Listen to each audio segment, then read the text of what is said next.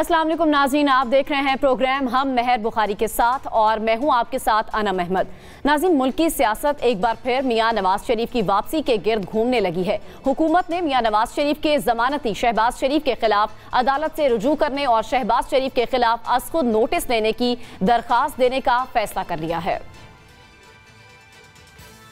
Attorney general साहब को कहा है कि वो इस मुकदमे को, इस मुद्दे को उठाएं और हाई कोर्ट से दरख्वास्त करें कि शहबाज शरीफ साहब या तो नवाज शरीफ को वापस लेके आएँ और अगर नहीं लेके आते तो जाली हलफनामा देने के ऊपर शहबाज शरीफ साहब के खिलाफ कार्रवाई की।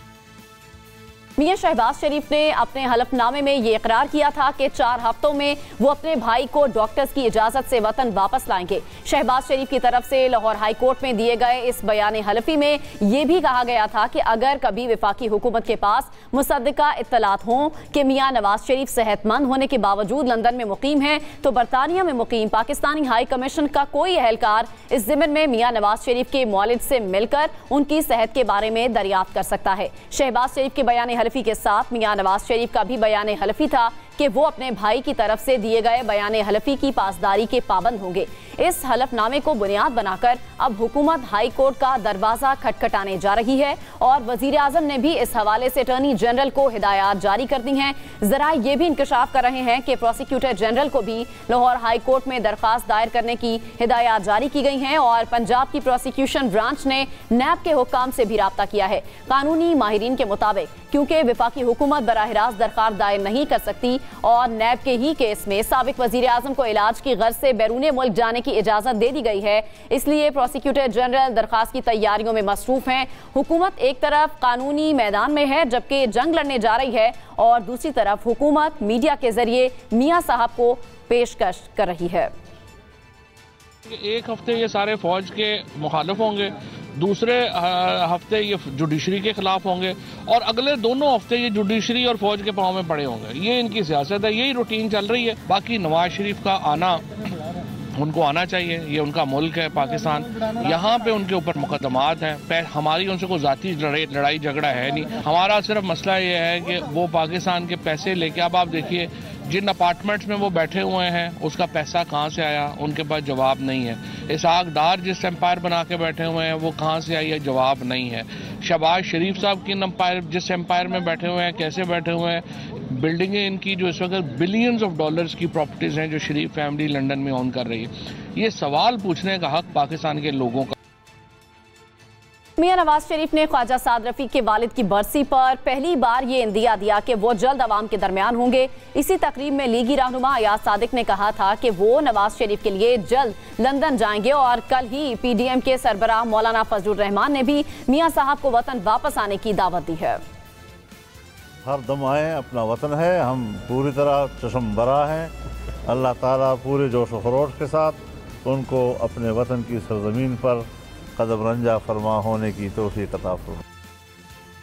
तो नवाज शरीफ की वापसी के मामले को लेकर मुल्की सियासत अब एक बार फिर सरगर्म होती हुई दिखाई दे रही है और मियां नवाज शरीफ की वापसी को किसी बड़ी डील का नतीजा भी गर्दाना जा रहा है, मगर हुकूमत ऐसी किसी भी डील से इनकारी है। इसी पर बात करने के लिए हमें ज्वाइन किया है साबिक वफाकी वजीर खुर्रम दस्तगीर, लीगी रहनुमा है, हमारे साथ मौजूद हैं। खुर्रम दस्तगीर साहब, ये कहिएगा कि मियां साहब खुद वतन वापस आ रहे हैं या फिर उन्हें डिपोर्ट किया जा रहा है? जी, मियां साहब तभी पाकिस्तान में इंशाल्लाह तशरीफ लाएंगे जब उनके सेहत के मामलात हल होंगे और उनके डॉक्टर्स उनको इजाजत देंगे। बै नहीं जिस तरह शहबाज शरीफ के हलफनामे में लिखा हुआ है कि वो कंडीशनल है, मशरूत है कि जब उनके डॉक्टर्स उनकी सेहत के बारे में इजाजत देंगे। इसमें हमें बहुत रुकावट आई है पिछले जो 2 साल गुजरे हैं उसमें इंग्लिस्तान में, चूंकि कोविड का बहुत बड़ा क्राइसिस रहा है उनके हेल्थ सिस्टम के लिए, तो उसमें हमें कुछ ताखीर जरूर हुई है। लेकिन मियां नवाज शरीफ अपनी सेहत की वजह से इंग्लिस्तान गए थे और जब उनकी सेहत दुरुस्त होगी तभी वो पाकिस्तान वापस आएंगे। हमें ये उनका मालूम है जरूर कि वो 1 मिनट भी एक्स्ट्रा इंग्लिस्तान में कयाम करने के हक में नहीं है।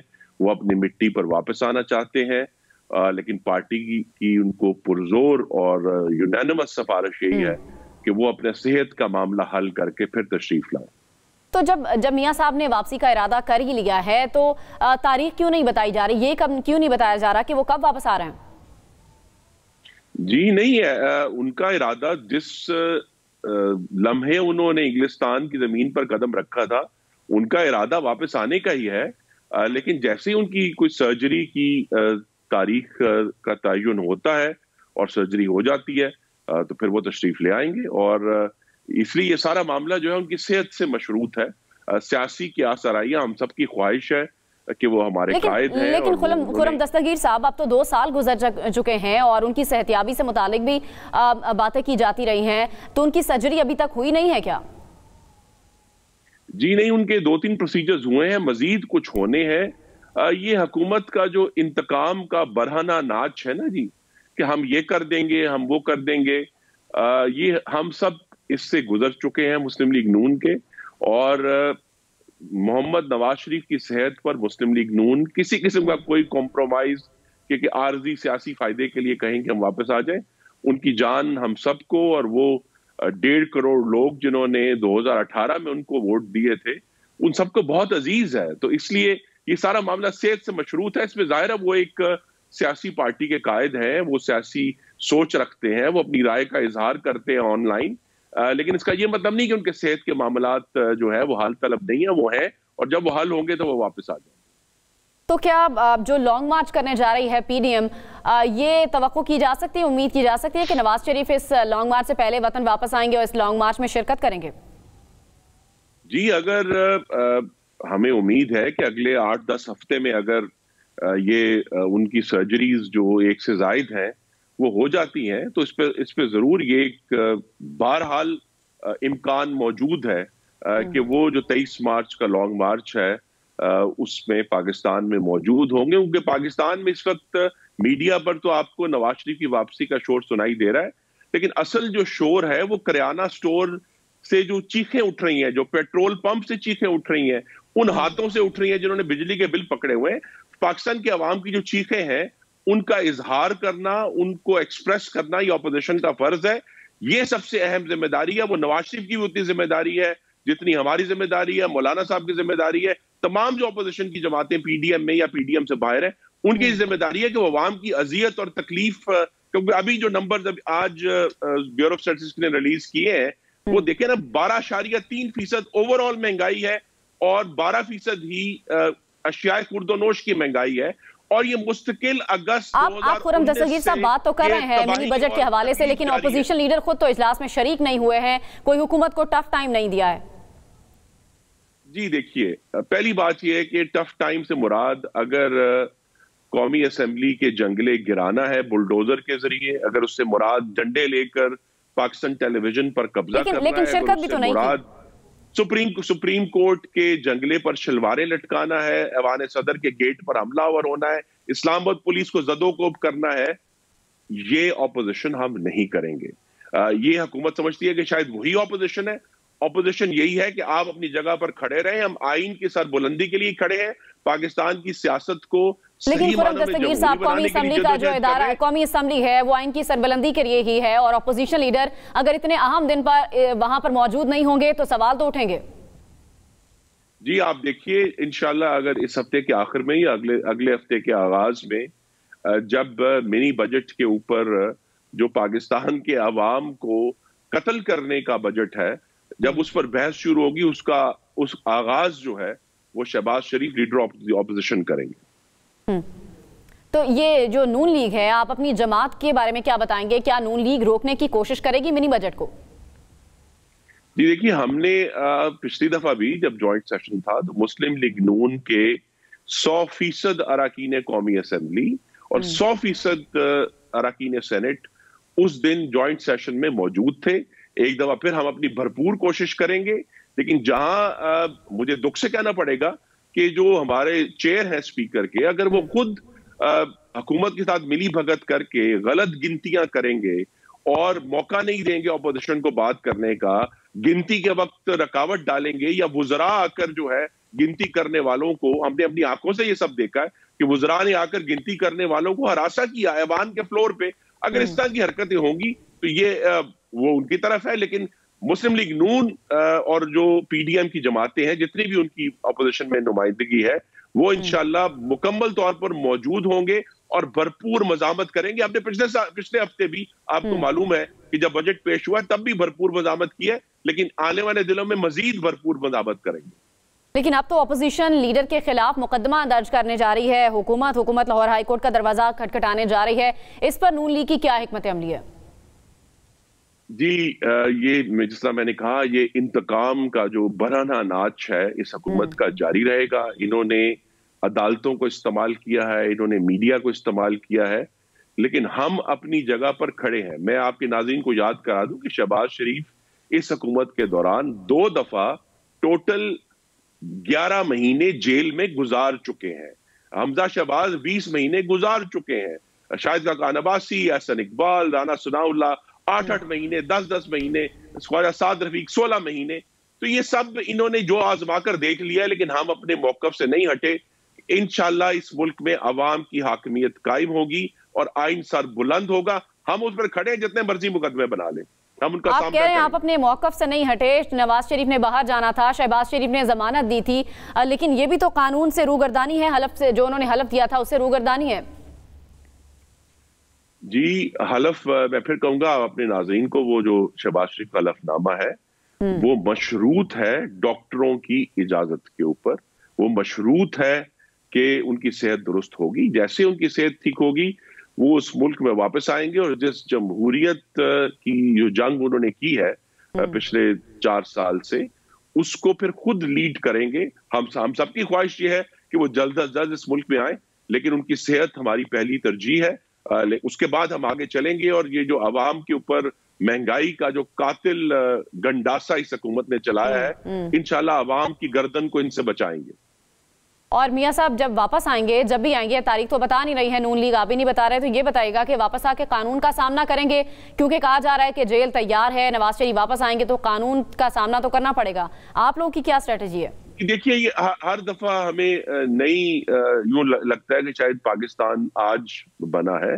मोहम्मद नवाज शरीफ ने नैब के जिस केस में उनको इस दफा सजा हुई, उसके दौरान 200 से ज्यादा पेशियां जाती तौर पर भुगती हैं अदालत के सामने पेश होकर। तो ये कहना कि जी उन्होंने कानून के सामने पेश नहीं किया, जिस दिन उनको इंतहाई गैर मुनसिफाना तरीके से डिस्क्वालीफाई भी किया गया, वो वजीर आजम हाउस में 4 घंटे में नहीं ठहरे, वो छोड़कर चले गए।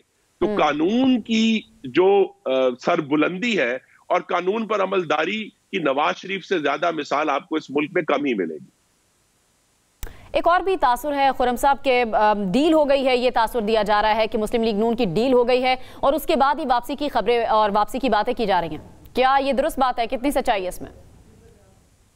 जी, हमारी कोशिश जारी है। जिसको मैं आइन की सरबुलंदी कहता हूं, उसके साथ जुड़ा हुआ है कि पाकिस्तान के तमाम इदारे अपनी अपनी आईनी हदूद में रहें। अगर कोई ऐसी हमारी आपस में एक ऐसी अंडरस्टैंडिंग डेवलप होती है जो कि आइन कहता है कि तमाम इदारे अपनी हदूद में रहेंगे, तो उसको डील का नाम नहीं देना चाहिए। हमारा वाहिद मकसद इस वक्त यह है, अगर आप फौरी तौर पर हमारी स्ट्रेटजी, वो ये है कि इस मुल्क में साफ, शफाफ और गैर आईनी मुदाखलत से पाक इंतखाबात होने चाहिए। ये हमारा मकसद है, इसके लिए हम कोशिश कर रहे हैं। क्योंकि जब तक हम पाकिस्तान के साथ जो जमहूरिया लगा ना कि जमहूरिया पाकिस्तान है, तो जमहूरिया के अंदर सही रूह नहीं डालेंगे, और रूह सिर्फ वही है जो पाकिस्तान के अवाम चाहते हैं, जिनके मैंडेट पर 2018 में डाका डाला। अब वो रूह दोबारा बहाल करनी है ताकि पाकिस्तान आगे चले। क्योंकि ये एक बात अगर किसी को समझ नहीं आई, अब तक समझ आ जानी चाहिए कि ये जो हाइब्रिड निजाम है, ये जो बेजोड़ आज़ा का मजमुआ है, ये पाकिस्तान के अवाम की फलाह करने में मुकम्मल तौर पर नाकाम हुआ है। इसने नुकसान किया है, बेरोजगारी फैलाई है, गुर्बत फैलाई है और पाकिस्तान की खारजा पॉलिसी का बेड़ा गर्क कर दिया है। इस तरह के जो तजर्बे थे हाइब्रिड निजाम के, वो कामयाब नहीं हुए। एक ही तरीका है कि अवाम से रुजू किया जाए और अवाम की जो सही राय है उसका इजहार और बैलेट बॉक्स पे वो जो हुकूमतें बनेंगी वो पाकिस्तान की आवाम की साहब, अगर ये आप जिस तरह कह रहे हैं कि इसको डील का नाम नहीं देना चाहिए, अगर ये डील नहीं है तो इससे पहले हमने मुस्लिम लीग नून का रवैया थोड़ा जारहाना देखा, मुज़ाहमती था, ये रवैया किस तरह से तब्दील हुआ मुफाहमत में और इसको क्यों फरोग दिया जा रहा है? वजीर आजम के उम्मीदवार के हवाले से अगर हम बात करें तो शहबाज शरीफ का नाम भी सामने आ रहा है नून लीग की जानिब से। ये तो शहबाज शरीफ इस वक्त मुस्लिम लीग नून के मुंतखब सदर हैं, लीडर ऑफ द ऑपोजिशन है, और लीडर ऑफ द ऑपोजिशन जो कौमी असेंबली में वजीर आजम के मतवाजी बैठता है वो प्राइम मिनिस्टर इन वेटिंग है। तो प्राइम मिनिस्टर इन वेटिंग इस वक्त अगर किसी शख्स को हम कह सकते हैं उसका नाम मोहम्मद शहबाज शरीफ है, जो अपनी पार्टी को लीड कर रहे हैं, जिनके 83 अरकान कौमी असेंबली है, 16 सेनेटर्स हैं, सबसे बड़ी ऑपोजिशन की पार्टी है। तो वही नेचुरल ऑपोजिशन लीडर और वही नेचुरल इंशाल्लाह प्राइम मिनिस्टर होंगे। ये क्या पूरी नून लीग में इस बात पर इत्तेफाक है कि शहबाज शरीफ ही आइंदा मुस्लिम लीग नून के उम्मीदवार होंगे वजीर आजम के लिए? जी देखिए, जब इंतखाबात के वक्त आकर जो सूरत हाल बनेगी उस वक्त फाइनल फैसला तो कायदे मोहतरम नवाज शरीफ का है, लेकिन इस वक्त तक इस पार्टी में कंसेंसस है कि जो हमारे पास इस वक्त जो लोग मुहैया हैं, जो मौजूद हैं, जो लीड कर रहे हैं, उनमें शहबाज शरीफ ही इंशाल्लाह पाकिस्तान के आने वाले प्राइम मिनिस्टर होंगे। तो ऐसी सूरत हाल में खुर्रम साहब, मरियम नवाज का रोल क्या होगा? मरियम नवाज का रोल इंतहाई अहम है। उन्होंने इस पार्टी में एक अवामी रूह फूंकी है। उन्होंने पूरे मुल्क में जाकर, उन्होंने गिलगित बल्तिस्तान में जाकर, उन्होंने आजाद जम्मू कश्मीर में जाकर उन्होंने पाकिस्तान के अवाम से बात की है। उन्होंने उनको समझाया है कि यहाँ सिर्फ एक जरूर आर्जी तकलीफ है हम सबको, जो महंगाई की है, जो बेरोजगारी की है, जो बिजली के बिलों की है, जो आटा घी ची, लेकिन इससे बड़ा मसला ये है कि ये सारे मसले महंगाई के, बेरोजगारी के, मुआशी कसाद बाजारी के इसलिए पैदा हुए हैं कि पाकिस्तान में जमहूरियत नहीं है। पाकिस्तान में अवाम और वोट का जो हक है उसको वो इज्जत नहीं मिली जो मिलनी चाहिए। उन्होंने एक इंतहाई अहम रोल अदा किया है। वो पार्टी की नायब सदर है और इंशाल्लाह आप देखेंगी कि जब जो भी पार्टी की पॉलिटिकल कैंपेन होगी उसमें वो इंतहाई अहम रोल अदा करेंगे। अच्छा, हुकूमत का मौक़िफ़ मियां साहब के हवाले से ये है क्योंकि पासपोर्ट की मुद्दत जो है वो खत्म हो गई, इसलिए वापस आ रहे हैं और वो ये भी कह रहे हैं कि उनको वहां से डीपोर्ट किया जा रहा है। जी देखिए, ये हुकूमती पतंगे बहुत देर से उड़ा रहे हैं हमारे भाई। जो बात कानून की है वो ये है कि अगर बरतानवी कानून की बात की जाए तो बरतानवी अदालतों ने इस साल शहबाज शरीफ को एक क्लीन चिट दी कि जिनके खिलाफ जितने भी इल्जामात, आपको याद है ना कितने ये हुकूमती गुमाश्ते आके लहराते थे कागज बड़े बड़े, पता नहीं कितने 100 अरब का ये हो गया, इतने 100 अरब का। बरतानवी अदालत ने ये कह दिया कि एक एविडेंस भी उनके पास नहीं आई जिसके जरिए वो शहबाज शरीफ को, उन्होंने बहुत थोरो इन्वेस्टिगेशन की है इंग्लिस्तान में भी और यूए में भी, वो कुछ हासिल नहीं कर पाए। तो ये हुकूमती जो बयानात हैं और दावे हैं कि हम 3.5 साल से सुन रहे हैं, अगरचे हमारी अब समात को बड़ा इम्तिहान है, आपका भी और हमारा भी, लेकिन ये कि आप सुनते जाएं, इंशाल्लाह फैसला वही होगा जो इंसाफ का होगा और उसमें नवाज शरीफ और शहबाज शरीफ सुरखरू होंगे। ठीक है, बहुत बहुत शुक्रिया। आप हमारे साथ मौजूद थे खुर्रम दस्तगीर साहब, लीगी रहनुमा हमारे साथ मौजूद थे और इस अहम मामले पर बात कर रहे थे। नाज़रीन, यहाँ वक्त हुआ है ब्रेक का और ब्रेक के बाद जब हम वापस आएंगे तो बात करेंगे मुल्क की मईशत के हवाले से।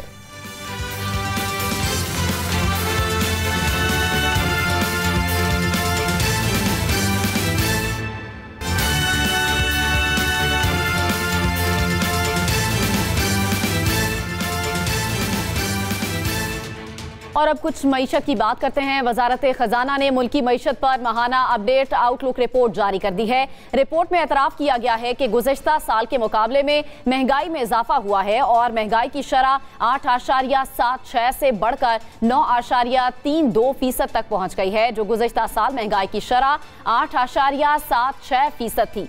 माली साल 2022 की पहली शशमाही में तिजारती खसारा तकरीबन 24 अरब डॉलर रहा, जो गुज़श्ता साल की इसी मुद्दत के तकरीबन 12 अरब डॉलर था। जबकि गुज़श्ता माह महंगाई की शरह 11.5% से बढ़कर 12.3% तक पहुंच गई है, जो 21 माह की बुलंद तरीन सतह है। और ये सब कुछ ऐसे वक्त में हो रहा है जब हुकूमत मिनी बजट कौमी असम्बली में पेश कर चुकी है, जिसके बाद 150 अशिया पर सेल्स टैक्स में इजाफा हो जाएगा। मगर वजीर खजाना बज़िद हैं कि ऐसा कोई इकदाम नहीं लिया जाएगा जिससे गरीब पर बोझ पड़ सके। इसी पर बात करने के लिए हमारे साथ मौजूद हैं मौशी तज्जियाकार कैसर बंगाली साहब ने हमें ज्वाइन किया है। कैसर बंगाली साहब, हुकूमत की जानिब से पहली बार ये इकरार किया गया है कि जो टैक्स छूट का खात्मा है वो IMF के कहने पर किया गया है, और साथ ही साथ वजीर खजाना शौकत अली ने इस बात पर भी बज़िद हैं कि आवाम पर बोझ नहीं पड़ेगा। ये किस तरह से मुमकिन है कि आवाम पर बोझ ना पड़े, और क्या ऐसा ही है जिस तरह वो फरमा रहे हैं? ये बहुत पुराना तरीका है, जब कोई ऐसे फैसले हुकूमत करती है जिससे आवाम को नुकसान होता है, उस वक्त ये कहते हैं कि आवाम पे कोई असर नहीं पड़ेगा, लेकिन आवाम को पता है कि उन पे असर पड़ रहा है। रोज़ाना कीमतें बढ़ रही है, रोज़ाना, और आवाम रो रहे हैं। तो वज़ीर आज़म, वज़ीर ख़जाना, कोई और जो मर्ज़ी कहते रहें, इनकी बातों की कोई आवाम के हवाले से अहमियत नहीं है। लेकिन वो तो ये भी फरमा रहे हैं कि हम मजबूरी के तहत ये सेल्स टैक्स बढ़ा रहे हैं, जो टैक्सेस लगा रहे हैं, ये मजबूरी है उनकी। कौन सी मजबूरी है जिसकी वजह से IMF से डिक्टेशन लेनी पड़ी है हुकूमत को? देखिए, IMF आपके पास आके ज़बरदस्ती कर्जा नहीं देता। आप IMF के पास जाते हैं कर्जा लेने के लिए। जब वो जाते हैं तो वो कहते हैं अच्छा अपना हिसाब दिखाओ। मैं अगर कोई कारोबार करता हूँ, किसी बैंक में जाता हूँ कर्जा लेने के लिए, तो बैंक यही कहेगा कि आपके जरा अकाउंट्स तो मुझे दिखाएं, आपकी रेवेन्यू स्ट्रीम्स कितनी है, आपकी अदायगी की जो बोझ है आपका कितना है, क्या आप ये कर्जा बर्दाश्त कर सकते हैं, वापस कर सकते हैं। ये कोई भी बैंक करता है, IMF भी करता है। ये कहना कि जी उनके मजबूरी के तहत कह रहे हैं, ये बिल्कुल गलत है। हुकूमत के पास इख्तियार है कि वो जो जिस दलदल में मईशत फंसी हुई है उसमें से निकालें, और वो इख्तियार ये है कि जो बजट का खसारा है और बैरूनी तजारत का खसारा है उसे कम करें। ये कम कर देंगे तो IMF के पास हमें घुटनों पे नहीं जाना पड़ेगा, और IMF के जो शराइत है वो गनपटी पे बंदूक के हवाले से नहीं मानना पड़ेगा। ठीक है कैसर साहब, आपने एक ट्वीट भी किया था, अगर स्टेट बैंक बिल पास हो जाए तो ऐसा करने वाला सेनेटर या MNA दिसंबर 1971 की तरह मुआशी सरेंडर करेगा और इन तरामीम को अगली असम्बली से वापस भी लिया जा सकता है। तो ये बताइएगा, अगर इतना ही ये खतरनाक है तो फिर इसे पेश ही क्यों किया जा रहा है? हुकूमत अपने इस्लाहात कोई करने को तैयार नहीं है, न तो अपनी गैर तरक्याती अखराजात कम करने को तैयार है, न जो गैर जंगी दिफाई एक्सपेंडिचर है जिसे नॉन कॉम्बैट एक्सपेंडिचर कहते हैं उसे कम करने की ज़रूरत है, न तो गैर ज़रूरी इंपोर्ट्स में कोई कमी करने की ज़रूरत है। ये कोई भी इकदाम वो लेने को तैयार नहीं है। उनके ख्याल में आसान रास्ता सब चीज़ का ये है कि कर्जे लेते चले जाएं, लेकिन जितने आप कर्जे लेंगे उतना आप सियासी खुद मुख्तारी अपनी खोएंगे। और अब इस मोड़ पे हम आ गए हैं कि IMF जो है वो हमारी हुकूमत पे भरोसा नहीं करती है कि ये कोई जिम्मेदाराना पॉलिसी फॉलो करेंगे। और वो सिर्फ इस हुकूमत की बात नहीं है, वो रियासत पे भरोसा नहीं है उनको कि ये रियासत कोई रिस्पॉन्सिबल पॉलिसी मेकिंग करेगी। वो कहते हैं कि अब हम आपकी हुकूमत और आपकी मईशत को मैनेज करेंगे। तो अगर जो रियासत चला रहे हैं इस मुल्क में, जो इसको वो उनको मंजूर है कि वो हमारी माशी खुद मुख्तारी को बेच दें, तो फिर ये इक़दाम हो रहा है। और ऐसा लगता है कि ये बिल पेश करने का मतलब ये है कि वो राज़ी हो गए हैं कि मुल्क की खुद मुख्तारी बेचने को तैयार है वो। कैसर साहब, अगर हुकूमत के पास स्टेट बैंक से कर्ज लेने का कोई इख्तियार ही नहीं है, तो फिर हुकूमत जो है वो प्राइवेट बैंकों से कर्जा लेगी, जिससे मजीद शरह सूद में इजाफा भी होगा। तो ये किस तरह से निज़ाम चलेगा, फिर इसको हैंडल कैसे करेगी इस मसले को हुकूमत? देखिए, अगर आप तारीख देखें, जो उस्मानिया सल्तनत के आखिरी 10-15 साल थे उसमें यही हुआ था जो यूरोपीय पावर थे उस वक्त, फ्रांस और बरतानिया, उन्होंने बहुत सारे फैसलों का इख्तियार ले लिया था। जो वहाँ पर खलीफा था, जो हुकूमत थी, उसे बहुत सारे इख्तियार नहीं थे, उसे इजाज़त लेनी होती थी फ्रांस और बरतानिया से। हम उसी दौर में जा रहे हैं जब हुकूमत अपने इदारे से कर्जा नहीं ले सकती है और बैंकों से कर्जा लेना है, और 80% बैंकिंग पाकिस्तान में गैर मुल्की है, तो वो तो गैर मुल्की तय करेंगे कि आपने कौन सा इक़दाम लेना है, कौन से अखराजात करने हैं, कौन से नहीं करने हैं, और अपने मर्जी के फैसले करवाएंगे। जब पाकिस्तान आज़ाद हुआ था, मुल्क बना था, तो हमारा जो कमांडर इन चीफ था वो अंग्रेज़ था, और कश्मीर में उसने फ़ौज भेजने से इनकार कर दिया। तो ये भी हो सकता है कि कभी कोई सिक्योरिटी सिचुएशन, कौमी सलामती की पैदा हो, और फ़ौज को चाहिए पैसे, और हुकूमत उसे पैसे लेने के लिए कमर्शियल बैंक्स के पास जाए और वो कहे हम नहीं देते। तो ये बहुत ही ख़तरनाक सिचुएशन में हम जा रहे हैं, और जो लोग इसे ले जा रहे हैं, मुझे यकीन है कि उनको पता है वो किस दलदल में इस मुल्क को डाल रहे हैं। और ये हमारी खुद मुख्तारी तो एक तरफ, आज़ादी भी दाव पे लग जाएगी। कैसर साहब, इसी तरह जो मुल्क का तिजारती खसारा है वो भी बढ़ रहा है।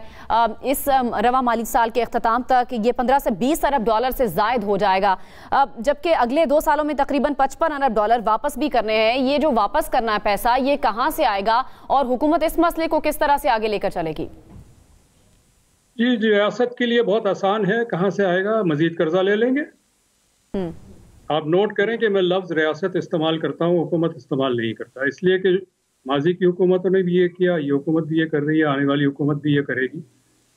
क्योंकि जब तक रियासत फैसला नहीं करती कि हमें इस दलदल से निकलना है और तिजारती खसारा जो है, बैरूनी तिजारती खसारा, उसे कम करना है, और जो बजट डेफिसिट है, हमारी रेवेन्यू और एक्सपेंडिचर का जो खसारा है, उसे कम करना है, और उसके लिए उन्हें रियासत के जो चहीते तबके हैं उनको कुर्बानी देनी पड़ेगी। अवाम के पास इसका सॉल्यूशन क्या है बिलाखिर? इस तरह तो मुल्क दिवालिया हो जाएगा। दिवालिया हो चुका है। पिछले साल, 1.5 साल से मुल्क दिवालिया है। देखें, दिवालिया का जो डेफिनेशन है वो ये है कि मैं अगर आपसे कर्जा लूँ और वापस न कर सकूँ तो मैं दिवालिया हो गया। पाकिस्तान अब कर्जा वापस नहीं कर सकता।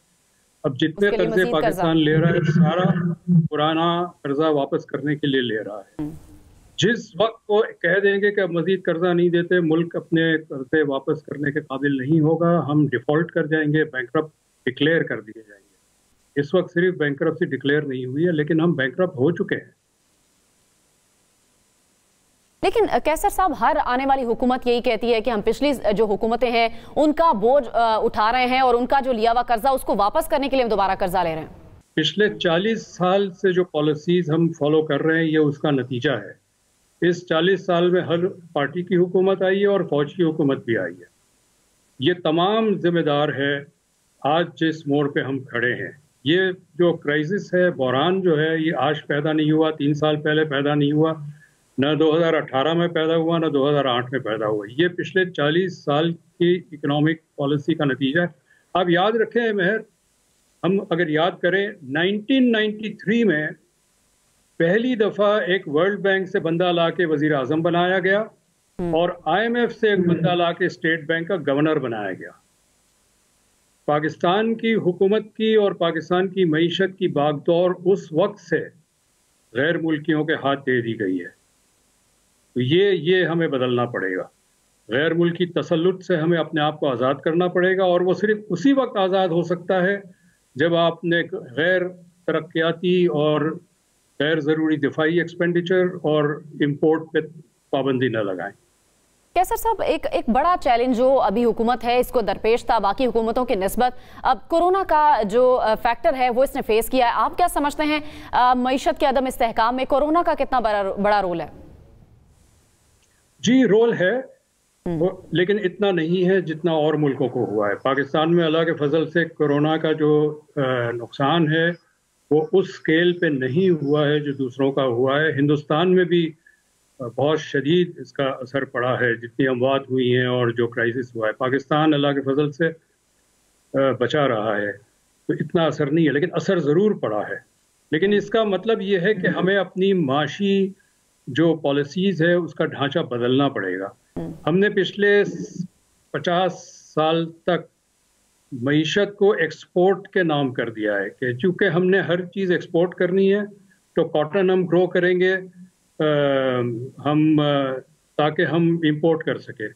लेकिन एक रास्ता है कि हम एक्सपोर्ट ओरिएंटेड इकोनॉमी के बजाय हम वापस इंपोर्ट ओरिएंटेड इकोनॉमी पे चले जाए, इंपोर्ट सब्स्टिट्यूशन इकोनॉमी, यानी हर चीज़ इंपोर्ट करने के बजाय हम अपनी पैदा करें। हम दालें इंपोर्ट करते हैं, हम दालें अपनी पैदा कर सकते हैं। हम कुकिंग ऑयल का रॉ मटेरियल इंपोर्ट करते हैं, हम खुद पैदा कर सकते हैं। तो ये मुमकिन है, लेकिन इसमें जो पॉलिसी का स्ट्रक्चर है वो बदलना पड़ेगा। सही। और ये भी कहेगा जो मिनी बजट आने के बाद जो आवाम की हालत ज़ार है उस पर कितना असर पड़ेगा, कितनी मजीद महंगाई होगी? कहा तो ये जा रहा है, हुकूमत कह रही है कि इतना महंगाई पर असर नहीं पड़ेगा, सिर्फ 2 अरब के टैक्सेस लगा रहे हैं आम आदमी पर। ये सारे आदाद व शुमार के खेल हैं। मैं बिल्कुल वाज़े तौर पे कह सकता हूँ कि ये हुकूमत वाले झूठ बोल रहे हैं। आवाम इस वक्त भी रो रही है। मेरे आज क्वेटा से मैं जब बलूचिस्तान में होता था, हमारा एक पियान होता था, वो फ़ोन करके रो रहा था, बाकायदा रो रहा था। तो मैं तो ये कह सकता हूँ कि हालात मज़ीद ख़राब होंगे। लोगों को अब कराची में एक नया फिनोमेना नज़र आ रहा है, एक मिडिल क्लास बेगर्स। एक फैमिली है, अच्छे कपड़े पहने हुए हैं, बच्ची ने तो ऐनक भी लगाई हुई थी, मेरा ख्याल है 10 साल की होगी वो, यानी वो पढ़ती है स्कूल में, लेकिन वो माँ और बेटी और एक छोटा बेटा उसका वो सड़क पे भीख मांग रहे थे। तो ये हाल हो गया है। ये हुक्मरान अपनी शेख चिल्ली की कहानियाँ सुनाते रहते हैं इस्लामाबाद में बैठ के, सड़क पे आके 1 घंटा बैठे तो उनको पता चलेगा अवाम की क्या हालत है। ठीक है, बहुत बहुत शुक्रिया कैसर बंगाली, मौसी तजियाकार, आप हमारे साथ मौजूद थे। नाज़रीन, एक ब्रेक लेंगे, ब्रेक के बाद जब वापस आएंगे तो हम बात करेंगे कोरोना वायरस के पाकिस्तान में बढ़ते हुए केसेस और ख़ास तौर पर ओमी कोरोना केसेस के हवाले से।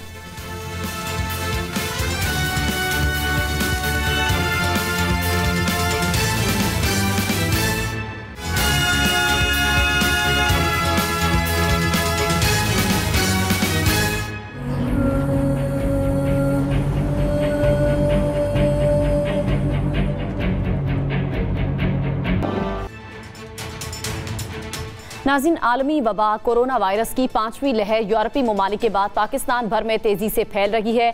मुस्बत केसेस में इजाफा और अस्पतालों में मरीजों की तादाद भी बढ़ चुकी है।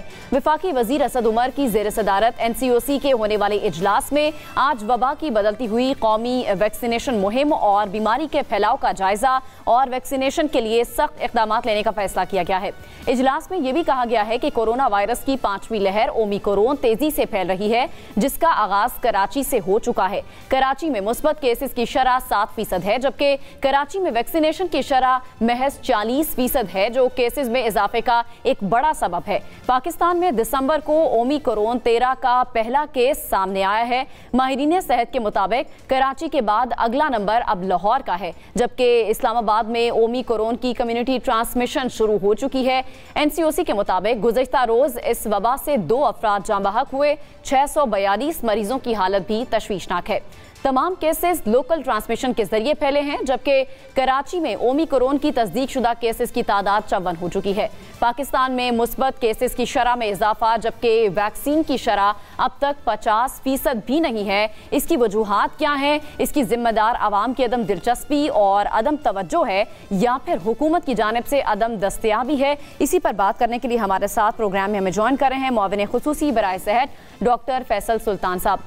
डॉक्टर फैसल सुल्तान साहब, कोरोना की 5वीं लहर ओमिक्रोन कितनी मोहलिक है, कितनी खतरनाक है और इसकी अलामात क्या हैं? पहली तो बात यह है जी कि जो इसकी बेसिक अलामात हैं वो कुछ गुज़िश्ता जो साबका वेरिएंट्स थे, गुज़िश्ता अक़साम थी, उनसे कोई बहुत ज़्यादा फ़र्क नहीं है। लेकिन जो चीज़ देखने की है और समझने की है वो ये कि अभी तक जो आलमी सतह पर इसके फैलाव के बारे में अदाद-ओ-शुमार हैं, उससे ये कुछ लगता है कि इसका फैलाव निस्बतन तेज़ी से होता है या हो सकता है। लेकिन जहाँ तक इसके मोहलिक होने का कम या ज़्यादा का ताल्लुक है, उसके बारे में मालूमात अभी मुकम्मल नहीं है। तो इसके बारे में मफरूज़ा कायम करने की बजाय बेहतर तो ये है कि हम ये अज्यूम करें कि ये तेज़ी से फैल रहा है और हमें बीमार कर सकता है, और उस सूरत में इसके बचाव के लिए जो 2-3 अहम तरीन इंटरवेंशंस मौजूद हैं, वैक्सीन का इस्तेमाल, मास्क का इस्तेमाल और पुरहजूम जगहों को कुछ अवॉइड करना या कम से कम वेंटिलेशन का, हवादारी का बेहतर इंतजाम करना, ये सारी अहम चीज़ें हैं जो अडॉप्ट की जा सकती हैं।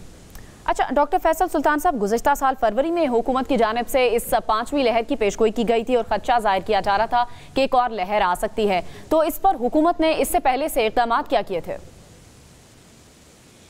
फरवरी में नहीं जी, पिछले कुछ दिनों पहले, यानी चंद दिन पहले, दिसंबर के लगभग हमने इस चीज़ का हाईलाइट किया था कि दुनिया भर में ओमिक्रॉन फैल रहा है और वो दीगर अक़साम जो हैं पुरानी उनको ओवरटेक कर रहा है, तो मुमकिन है कि पाकिस्तान के अंदर भी इसमें इजाफा आए।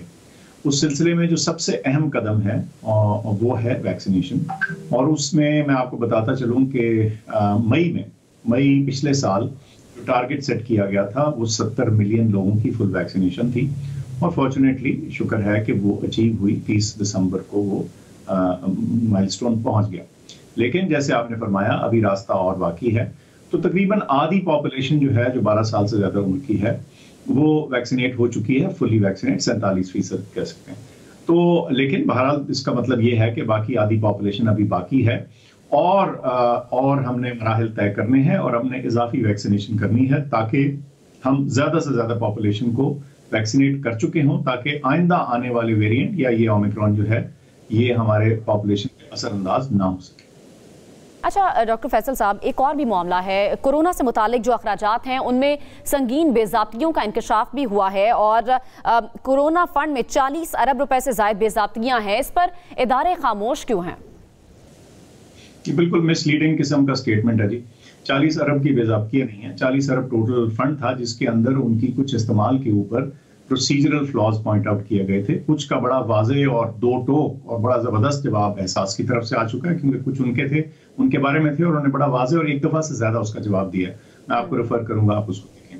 और उसके अलावा कुछ ये NDMA के हवाले से थे, वो भी उसका खुद जवाब दे देंगे। तो ये प्रोसीजरल इरेगुलरिटीज या प्रोसीजरल गैप्स थे, हरगिज़ इसमें किसी किस्म की ये जो सनसनीखेज सुर्खी लगाई गई ये दुरुस्त नहीं।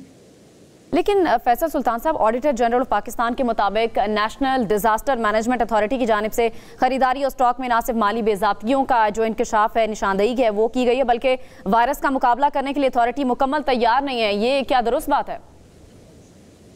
पहली तो बात यह है कि ये इस किस्म की जो इंटरनल इनिशियल जो रिपोर्ट्स वगैरह होती हैं या जो ऑब्जर्वेशंस होती हैं, इनके जवाब दिए जाते हैं मुख्तलिफ फोरम्स के ऊपर, और NDMA ना सिर्फ के एम्पावर्ड है बल्कि वो अपना जवाब दे भी रहे हैं और आइंदा भी देंगे कुछ ऑफिशियल लेवल्स के ऊपर जहां ये पब्लिक अकाउंट्स कमिटीज वगैरह होती हैं। और इसके अलावा अगर कहीं मीडिया के अंदर भी उनको जवाब देने की जरूरत हुई तो आई एम श्योर वो जवाब देंगे और आप उनसे रब्ता कर सकते हैं।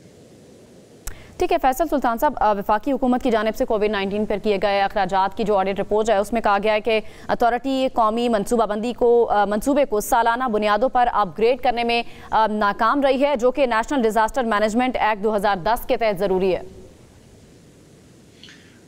जैसे मैंने कहा कि NDMA अपने जवाबात मेरी निस्बत बहुत बेहतर अपने बारे में दे सकते हैं, लेकिन मैं आपको ये बात बताऊं कि इसमें कोई शक नहीं कि दुनिया भर की जो डिजास्टर मैनेजमेंट और डिजास्टर प्रिपेयर्डनेस रिस्पॉन्सेस थी उनको इम्प्रूव करने की जरूरत है। और ये WHO की ऑब्जर्वेशन भी है और तमाम ममालिक के बारे में, सिर्फ ये किसी एक खित्ते या एक जगह की बात नहीं, सारी दुनिया जो है उसको आइंदा आने वाली पेंडेमिक्स के लिए बेहतर तैयारी प्रिपेयर्डनेस की जरूरत है और इसके बारे में खासी डिस्कशंस ग्लोबल लेवल के ऊपर चल रही हैं।